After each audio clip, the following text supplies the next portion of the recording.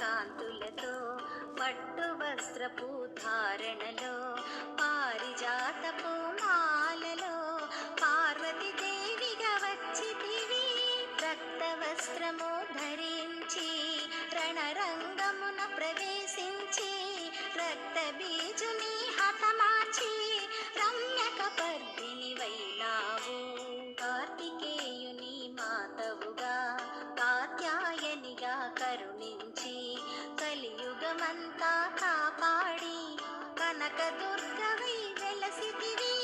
రామలింగేశ్వరు రాణివిగా రవికుల సోముని రమణివిగా Ramavani సేవితగా Rajarajeshwari వైనావు.